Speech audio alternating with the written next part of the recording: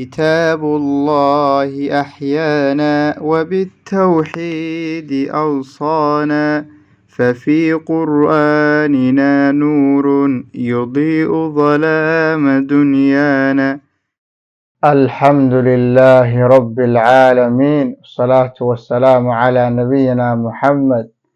وعشركي 254 qeybtii lixaad ee dardaaranada iyo ducooyinka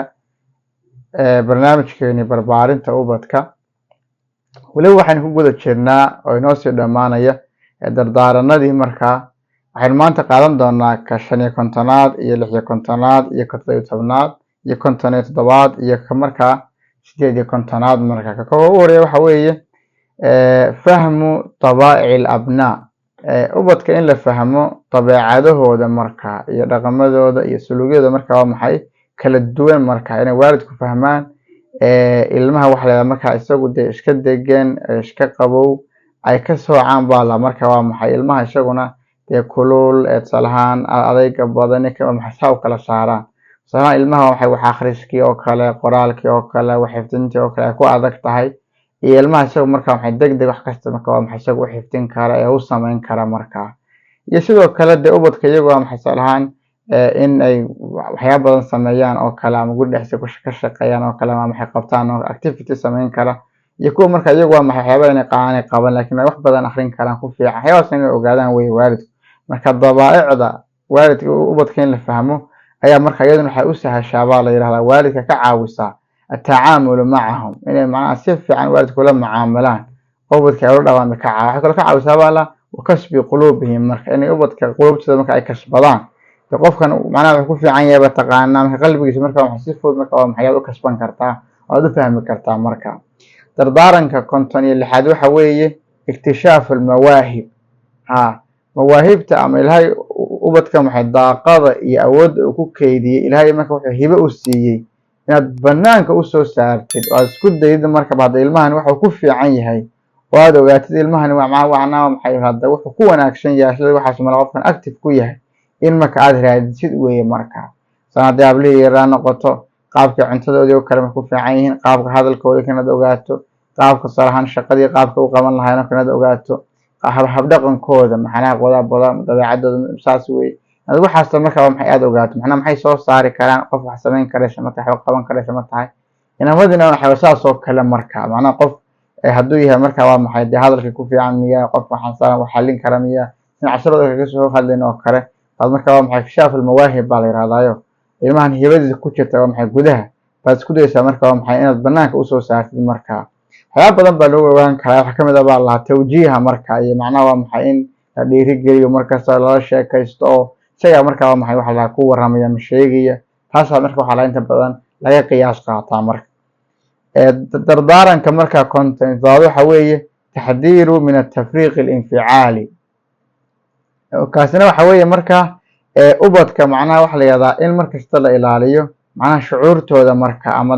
dareenkooda marka waxyaalaha marka wax burburinaya marka dhaawac soo gaarsiinaya marka waa maxay waxa la wax gaarsiinaya marka aan u fiicnayn. marka waxyaalaha inta badan u keena waxa kamid ah baa laga in ubadka salahaan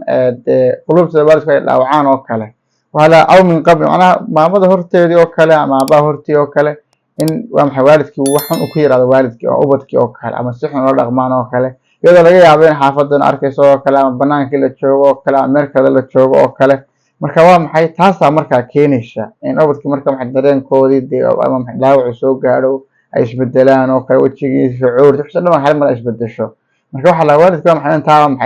maxay iska ilaaliyaan baa la marka waa maxay ay ka fogaadaan in ubadka marka dareenkooda marka ama qalbiyada marka maxay ay dhaawacaan. marka ka ku xiga waxa weeye baa la dardaaranka 58aad faslu al-ficli can al-faacil. waa qodob aad u muhiim ah weeye oo ilmaha ficilka uu sameynayo iyo isagoo faacilkii ah in la kala saaro aad bay muhiim u tahay oo waxyaalaha waxa la markaa aadka u saxsan waxa kamid ah oo qofka aan shakhsiyadiisa iyo qofnimadiisana dhaawicin waxa kamid ah baa la yiraahdaa qofku dambigu galay inaan markaa waxa lagu sifaynin ama aan loo sheegin ama waxa lagu sheegin tusaalahaan hadda haddii ilmihii aad ka aragtid macnaha wax maa maxay madax adayga oo kale ama canaydin yahay oo kale ama staaboonka oo kale uu yahay oo kale macnaha lama yidhaahdo baa la yidhahdaa laa taqul ghabiyun gabi lama yidhaahdo baa la yidhahdaa laakiin waxaad oranaysaa baa la yidhahdaa qul man yafcalu hada gayra dak waxaa la yidhahdaa qofka waxaa sameeya hooya ama aabe qofkaasi macnaha qof fiican maa qof maskax fiican ma qof wanaagsan ma saasa marka loogu sheegaa baa la yidhahdaa tusaalahaan waxaa la yidhahdaa haddii ilmuhu macnaha wax dhaqan xun uu sameeyo marka ama waxa sanaan maxay akhlaaqda ama maxay ka baxsan oo kale ama cid caayo oo kale ama cid wax u geysto oo kale ama cid dilo oo kale ama cid wax ku dhufto oo kale ama qof wax ka xado oo kale ama qof wax ka soo qaado oo kale hal lama yidhaahdo macnaha tuug iyo tuug dhalay oo kale doqon iyo doqon ku dhalay oo kale baaliyo akhlaaqda waxa lama yidhaahdo marka macnaha waxaad leedahay marka waa maxay hooyo qofkaasi waa macnaha waa maxay waxaad leedahay qofka waxaa sameeya qof akhlaaq fiican maaha hooyo qofka waxaa xada qofkaas waxaasaa loo yaqaano qof wanaagsan maaha waxba kuma dhex laha macnaha waa maxay sifadii waa maxay gaar sifadii iyo ilmihii dhaqankii uu sameeyey wixii uu sameeyey waad kala qaadaysaa marka ilmihii iyo sifadooda kala qaadaysaa marka sifada xun uu sameeyey say ah ku sifaynin marka qalin marka helo qof kale ka soo qaaday waxay ku wadaa qalinka tuug iyo tuug baad oranaysaa marka wadii qofka aad buu u yadhaawacaysaa marka fa loo yeedha waxa la dhaqankan wax fiican maaha qofkan isaga qalinkiisa iskale way kaasiyada buuggeeda iskale ha ka qaadani buugga kaasu yaala moolka kaasu yaala waxaasoo dhan qaadani ma lihid adigu dhaqan fiican maaha halkaasaa loo saasaad marka waa maxay aad ugu sheegaysaa marka qodob aad u muhiima weeyo haddaynu soomaalinahay aad inoo anfacayo aad inoogu wan aad waa maxay muhiimaho in la kala saaro ilmaha iyo ficilka ama actionka marka uu sameeyey marka wallahu aclam